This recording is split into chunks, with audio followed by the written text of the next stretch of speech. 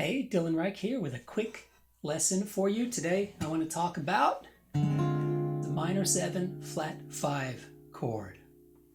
Now rather than some big long-winded deep dive into all kinds of things we can do with this chord, I thought it might be better to focus on one thing we can do with this chord, because the most important thing in any lesson is that it's actionable and that you can take whatever you learn and actually go do something with it right away.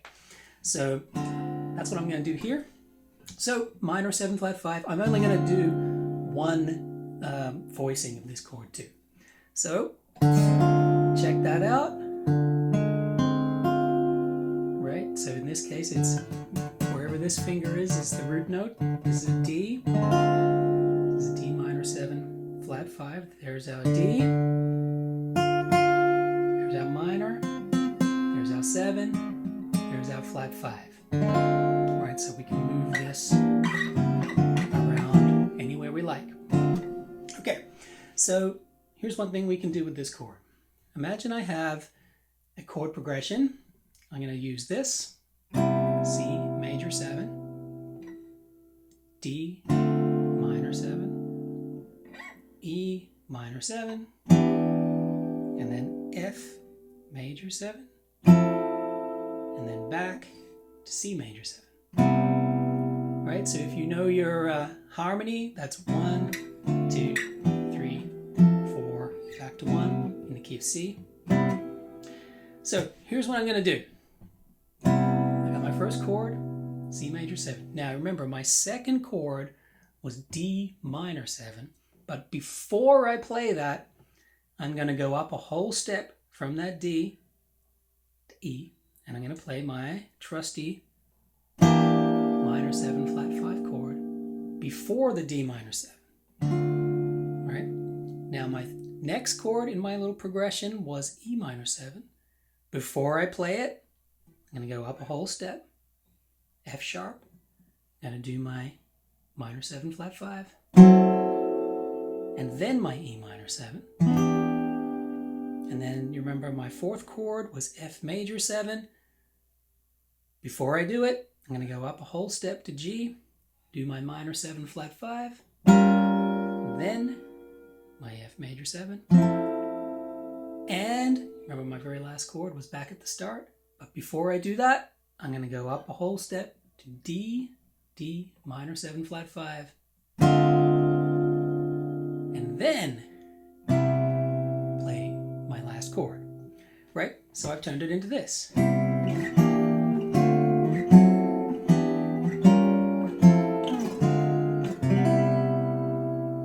It's nice, right? Adds a little level of sophistication to my kind of plain chord progression. All right, so if you find yourself in a situation where you have a chord and you want to bring some more momentum towards that chord like we did there, this is one option. And this is only one voicing and one way of doing it. But, like I said at the beginning, hopefully this is something you can go and try right now and maybe put it in one of your songs, okay? Now, I know I said I was only going to talk about one thing, but just quickly, I want to put this thought in your head. Everything you know about chords, you can also use for melodies, riffs, everything, right? Anything in music that you know, every piece of knowledge you learn can be like 20 plus other things, okay? So I can use the same thing to write melodies, okay? I'm going to show you what I've got. So let's imagine I've got my melody that goes like this.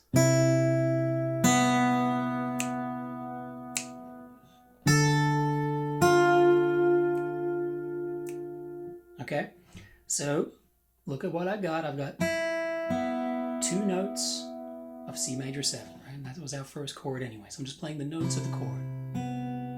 And then it goes to chart notes of our second chord, D minor 7.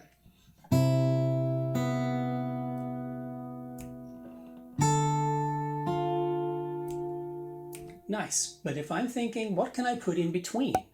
How can I get from here to there in some kind of interesting way? Well, didn't Dylan tell me in that video I watched one time that I could use E minor 7 flat 5? Yes, he did. Let's do it.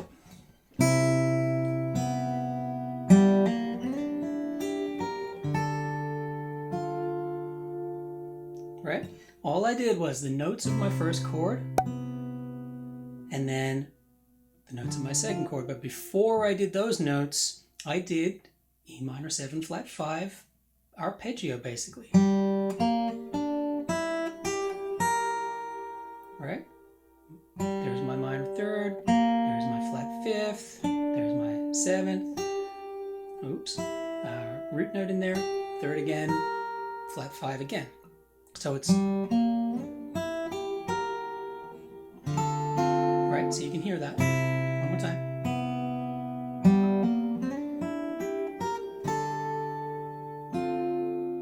All right, so now I'm going to take that same idea and expand it out through the whole progression.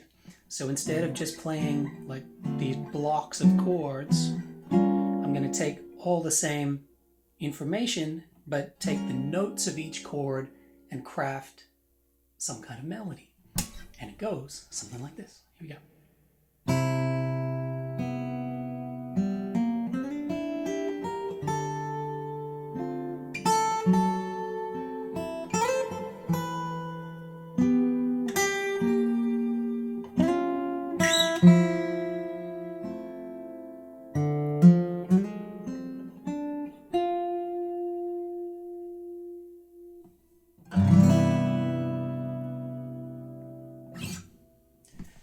There you go. So that is one way of using a minor 7 flat 5 chord. Let me know what you think about it. Go try it out and let me know in the comments what you think. I'll catch you next time.